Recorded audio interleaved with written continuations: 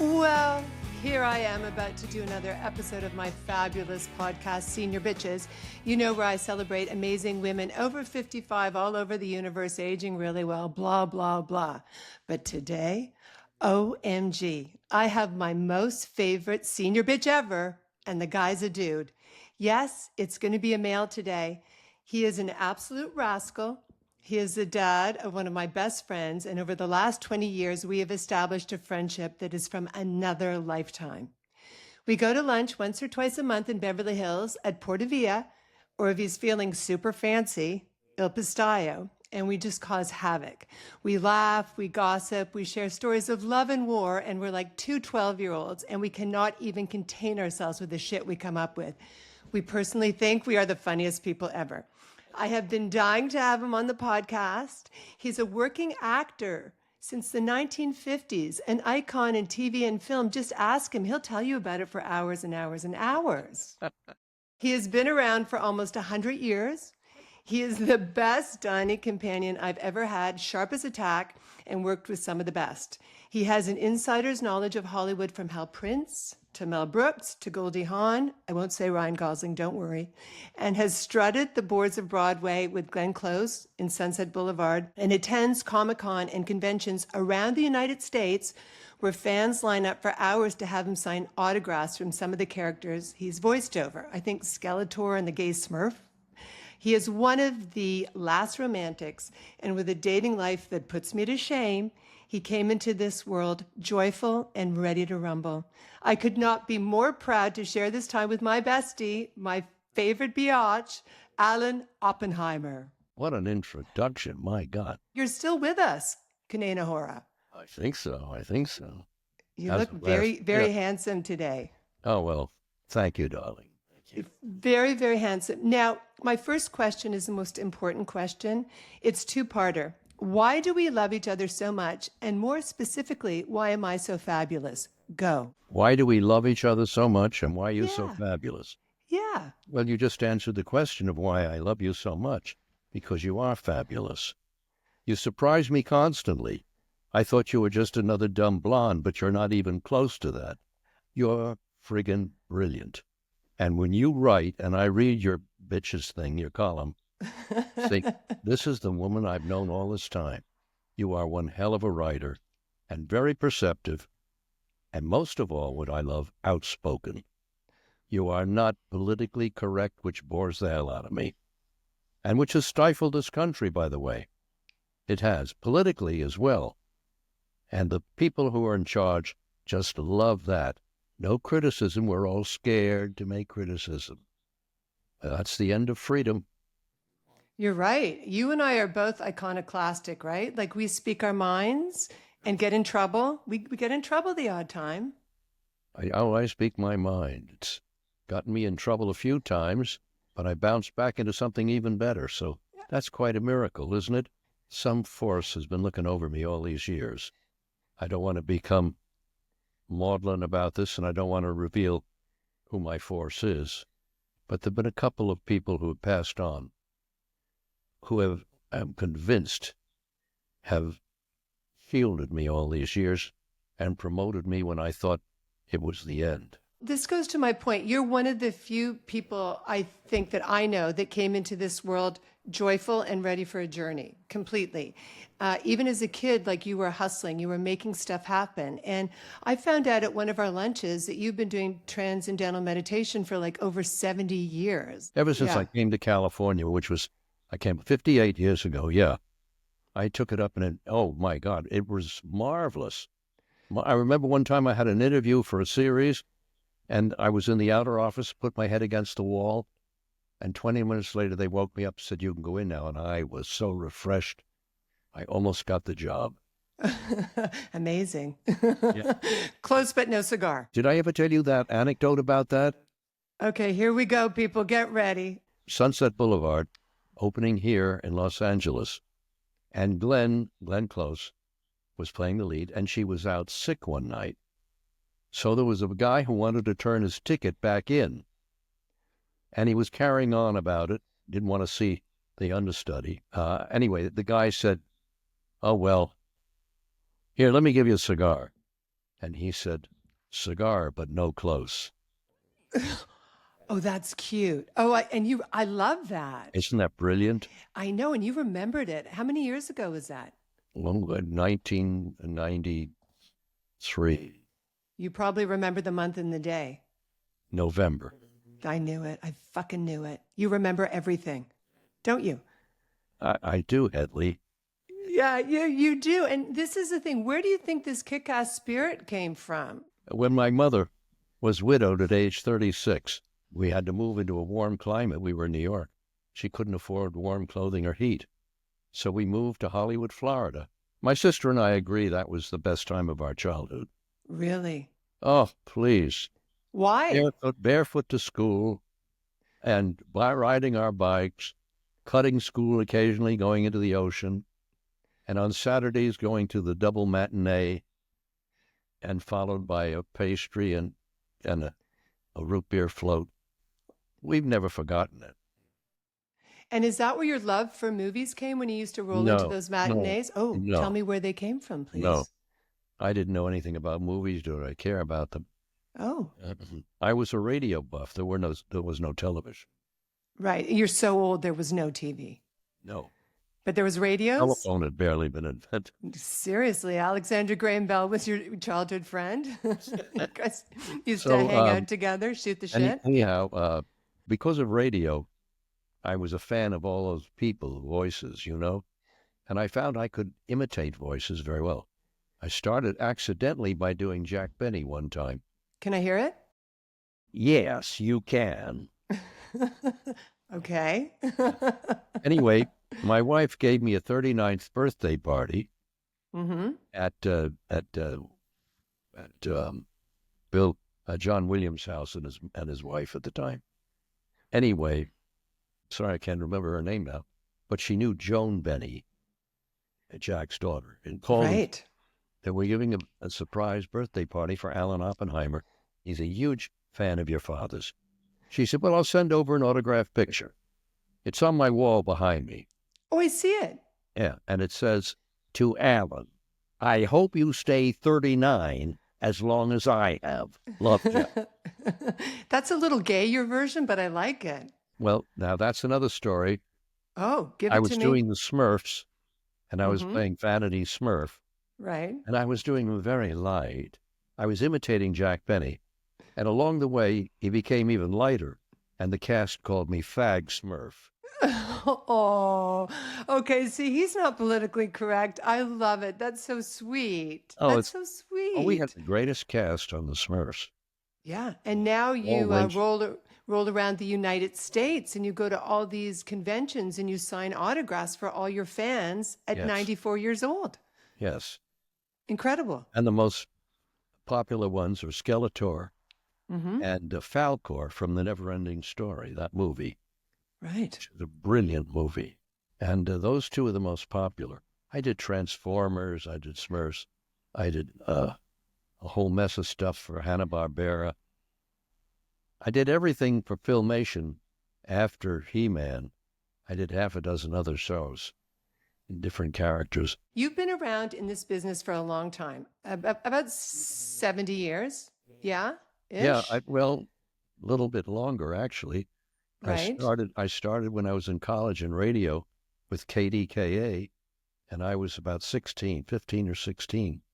And every week I would do a different scientist on it, adventures in research. Then when I went into the Army in the Korean War, I was fortunate. I wound up as a disc jockey in Trieste, Italy, and they had records of adventures in research. So if I wanted to, I could cheat instead of playing music and play myself. You could slack off even more than you already were. Yeah, that's right. In Italia, which I love. So when I think of this long career you've had, and you've done so many amazing things, and you have told me several times how famous you were. Yeah, honestly, guys, seriously, for hours. You're bad. For You're hours. really bad. No, but it's also true. What did the world feel like back in the 60s or 70s when you were at the height of your fame? You said you were the fourth most famous person in the US. Compared to now, like, tell us what it felt like back then to be in this town and to be having a career in TV and film. it was unique and marvelous. When I graduated college and all, I never wanted to be in movies. I wanted to work in repertory theater. And I auditioned for the Arena Stage in Washington, and I was there 10 years. I did 60 plays, and then in the summertime, I did musical theater in Beverly, Massachusetts, and I did 18 musicals there. And then when finally, after 60 plays, Zelda Fitchandler decided I'd been there long enough, and she said, I have to let you go. I won't give you the reason why. That's unimportant. It's kind of important. Why did she let you go? What did you do? Because she took one of the actors in the company to train us in acting. And I said, I'll take it from Laurence Olivier, but not from so-and-so. She said, well, then I can't have you in the company. 6 months later, she had to abandon that. Nobody would come to his so-called classes. And I had a marvelous wife, Mariana Elliott, who was the costume designer, and she knew, and I didn't realize until years later that she did it. She never took credit for this. She knew Michael Dewell, and Michael was an old friend of hers and was working for the Army making movies. And she said, well, let's go see Michael, So we go out there, and he's at the desk, I'm here, and Sparky, that was her nickname, was behind me. And we're talking, and he said, well, I'm going on the road with this company, the National Repertory Theater, and we're doing 2 plays. And it's unimportant what they were. They were 3 classics. And, I think I'd like to have you with the company as the leading man. I think it'd be marvelous. Then he looked behind me. He said, so, Sparky, tell me what's up with you. And she began talking. And I turned around and fell in love. Oh. On the drive back, I had to pull the car over. And I had to tell her, I'm in love with you. I want to marry you. That was in April.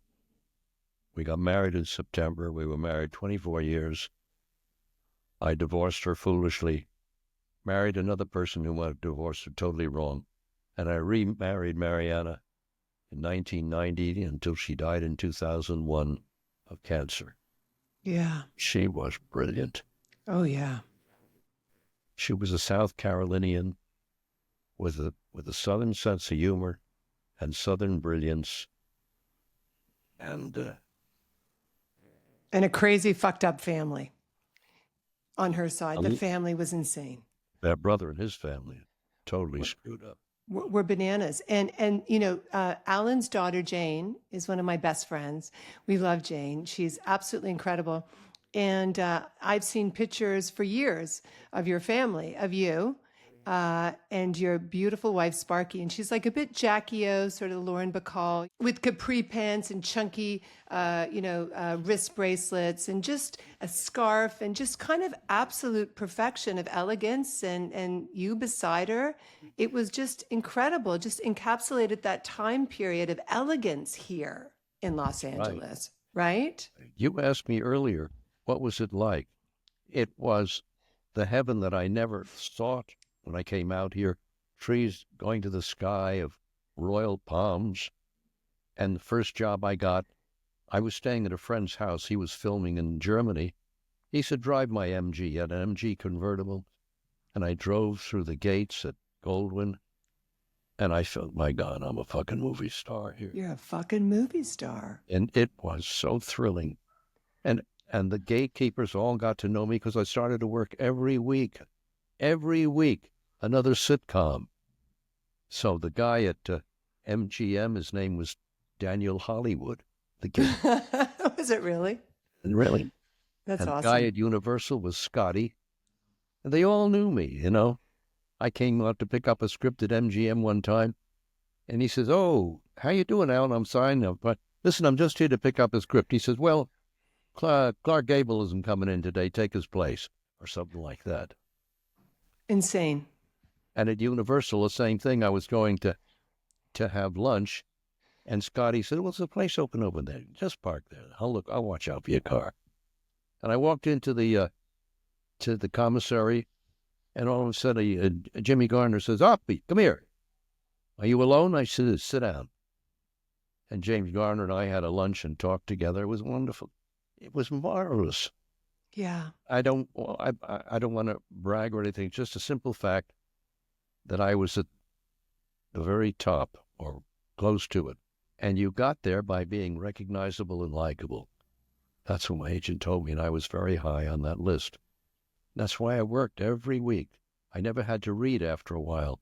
They just called me, "Is he available?" All different roles, all different kind of roles. When I was doing Sunset Boulevard in New York, and one Sunday I'm walking through Central Park, and a homeless guy on a bench says, "Blade's book ulcer." I whipped around. It was a character I had played on the Elizabeth Montgomery show. Oh, Bewitched. Yeah. Oh my God. Named the character. He was an ice skating instructor. The director said, "When you walk across the room in the living, I want you to walk like you're on skates." I said, "You're crazy." He says, "Do it.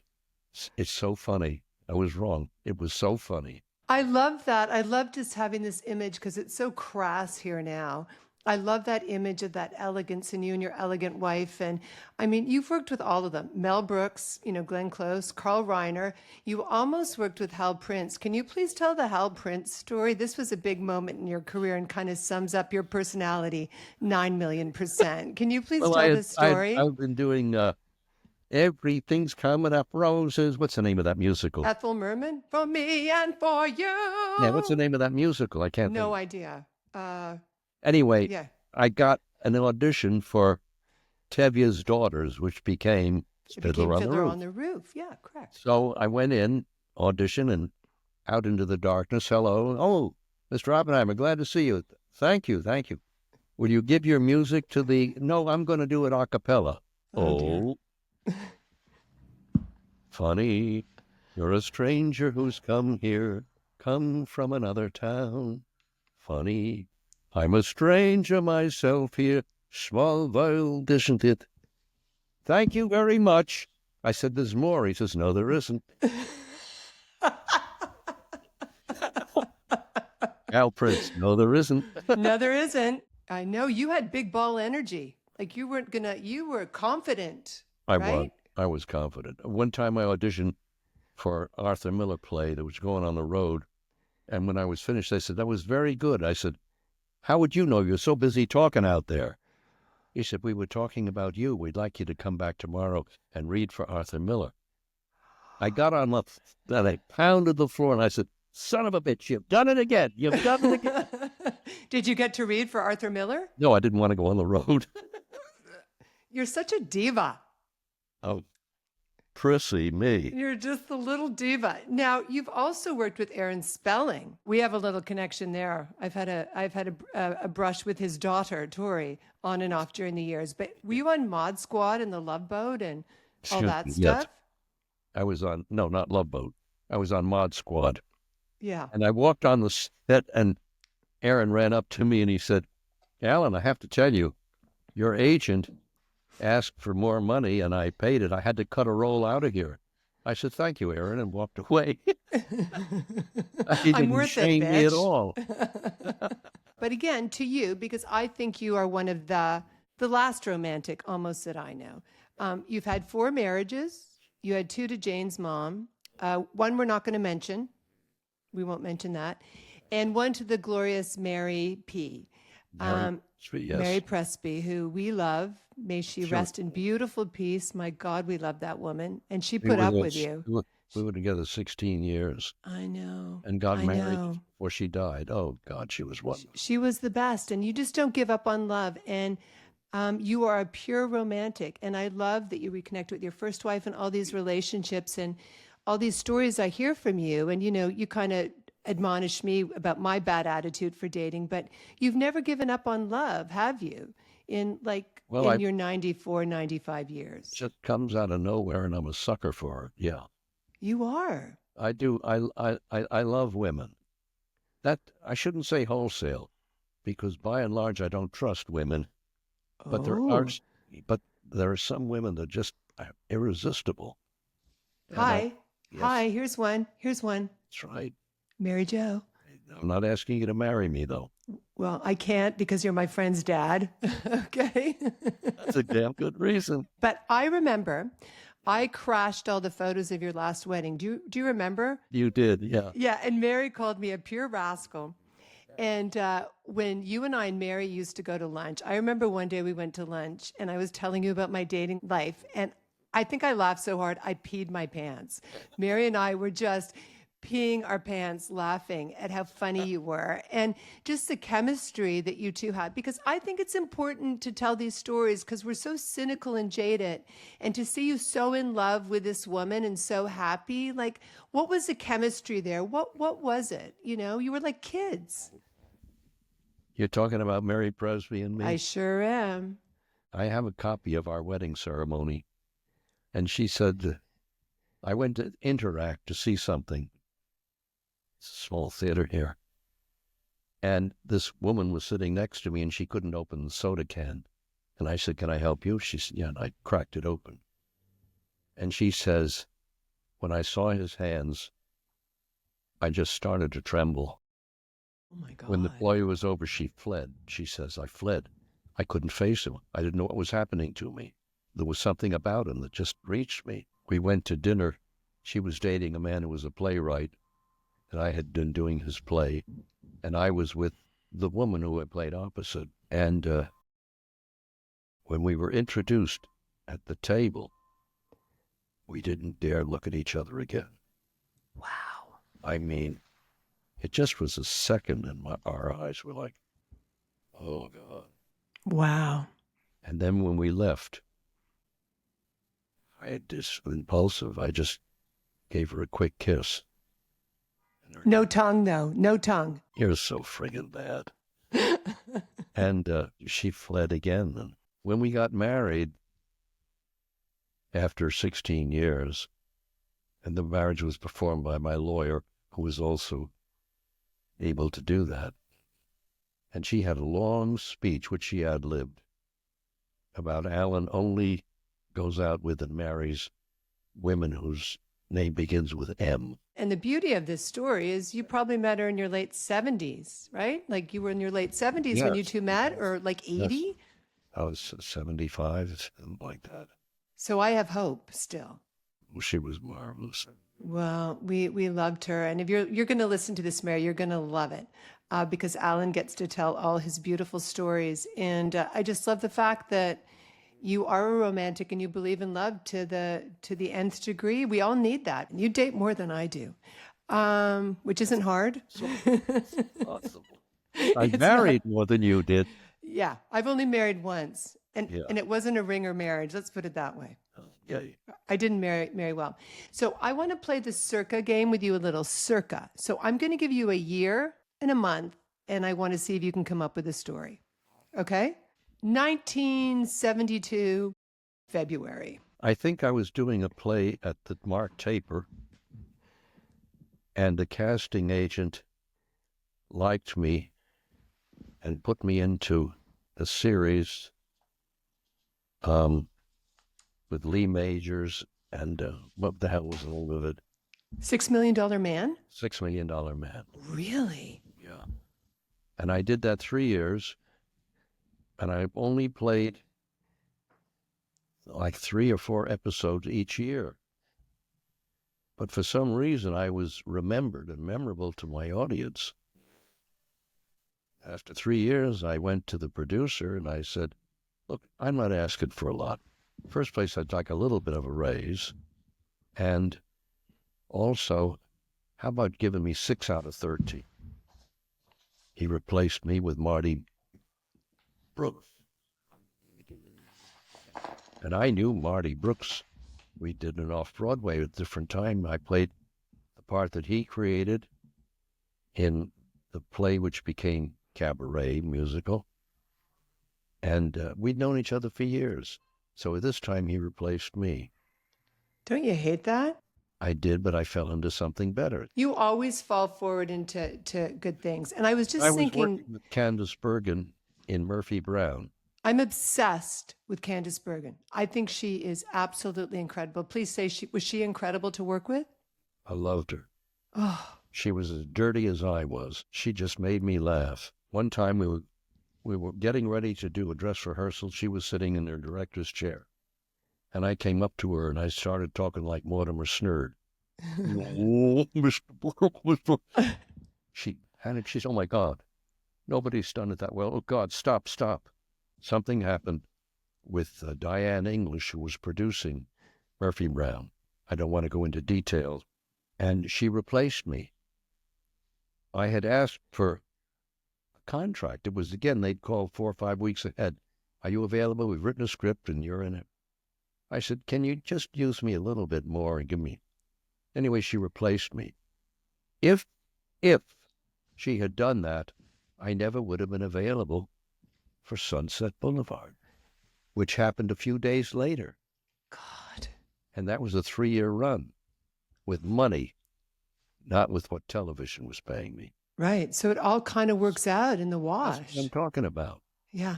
I have nothing to say about it. There's some force that has rescued me time and time again. Right. So does Candice Bergen kind of remind you of me? Kind of. Kind of. Only Kind of. mouth was dirtier than yours. Oh, than mine? Impossible, huh? Now, a lot of people are going to want to know how we met. Do you remember how we met? You and I? Yeah. Well, I guess at Jane's house. Yeah, at my friend's. Like, it was not on a dating app, people. Calm down. I met Alan through my friend Jane at probably Thanksgiving or something And like your that. parents were there. Yeah. And your father and I hit it off. You're both kind of offensive. And the two of you got along like a house on fire, right? Pretty much? I love Smokey. That's his nickname. I know. He's still hanging in there. A great man. I want to ask you, what was your career high? I mean, you've done everything. What was the moment where you went, I think I've really made it? I think I've made it. Well, I never ever said that. But I remember my first year of Sunset Boulevard in New York, which was 1994. And I'm up on the platform, and I guess it's the beginning of the second act or something. I don't remember now where it is. And Glenn is singing her solo, magnificent solo. And we were all on stage listening. And I said to myself, holy shit, I'm on Broadway. With Glenn Close, by the way. Yes, and it followed the last year by Betty Buckley. And we got on famously, too. The realization, I never thought of myself, oh, I'm starring on, I got a banner and all that. It just came to me all of a sudden. Holy shit, I'm on Broadway. To me, it was a job. All of them were jobs. I never thought of the career importance, because you can't. You do the work. That's why these conventions, they invite me. I just did the work. And 30 years later, and I tell them in a Q&A, whoever would have thought that we'd be doing conventions and that these characters would live again? I did the job, got paid, went home. Came the next week, did the job, got paid, went home. And now they're iconic, including Falcor. I was hired for Falcor, the never-ending story. And after it was over, I started to leave, and Wolfgang said to me, oh, Alan, there's another role. Can you do the Rockbiter? I loved the Rockbiter. I immediately did the Rockbiter, you know. That's good, thank you. Oh, one more thing. Could you do Gomorrah? I said, let me see it. I did Gomorrah. Thank you. Oh, one more thing. Could you do the narrator at the end? So I did 4 voices, 1 payment, and no billing. I did not sign a contract. How stupid is that? Who knew that these things would take such a life of their own, though, Exactly right? my point. Yeah. Exactly. I did the work. I was an absolute purist about doing the work. I never thought about how much is this going to pay? Am I going to get out of this, you know? It's called integrity, I think, by the way. I didn't go in it to make money. I didn't go in it to be a star. I went into it because I loved acting. Yeah. And from the earliest days of radio, I would imitate people I heard and I loved. Jack Benny, Kenny Delmar, all these guys, you know. Well, it's in your bones. It's in your bones. So I have a couple of questions. Who in real life was the most beautiful as a woman? And who was the most handsome aside from you that you met? Who blew your socks off? George C. Scott. Really? He's a I man's love that man. man. I worked with him in the Hindenburg, and he and I got on so famously that when I did Transformers and I played Warpath, I used his voice. Come on, let's go get him, you know. The most beautiful woman? Well, one of them, I understand, is going to be at this convention next week. And Margaret. Oh, I did the movie The Two Mrs. Grenvilles in London, and I was her lawyer. The other one, I'll tell you a great anecdote, who was a part of the Rat Pack. Shirley MacLaine? No, she was married to Burt Bacharach and Oh, Angie Dickinson. Angie Dickinson.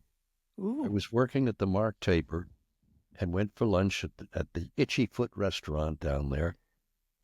And she was sitting in the back, and I got up to pay my check. Now she was ahead of me in line. And I said, I think I'm in love with you. She said, well, Bert is back there. Go tell it. Gosh, what a hustler. She, gorgeous. Yeah, Gorgeous. those are both two sexy women. So you have lived a very rich life and are continuing to do so. So what is the biggest lesson you have learned in your life? Well, I keep making the same mistake over again. Keep marrying too many women.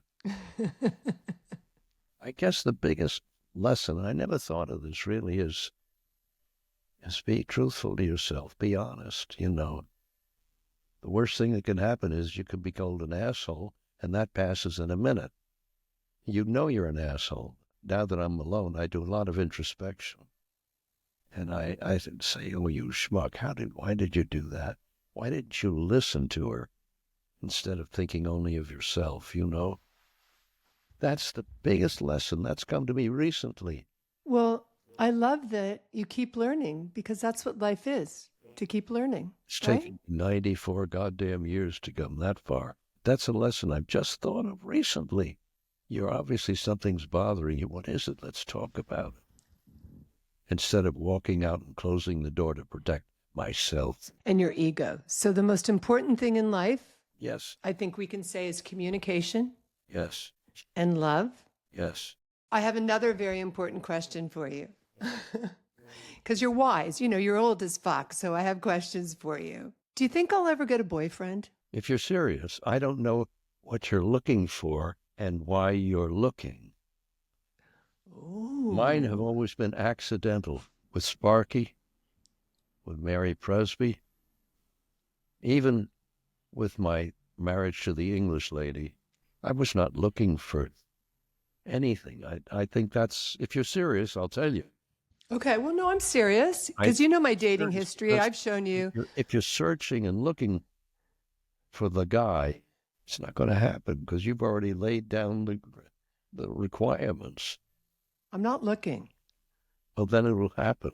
Okay, all right. It will happen. I'm listening to your wisdom. But if you're looking for Italy's most handsome guy, forget it. I just thought of this. Did you tell me a story where you used Robert Redford's name to get a reservation? Is that true? Yes.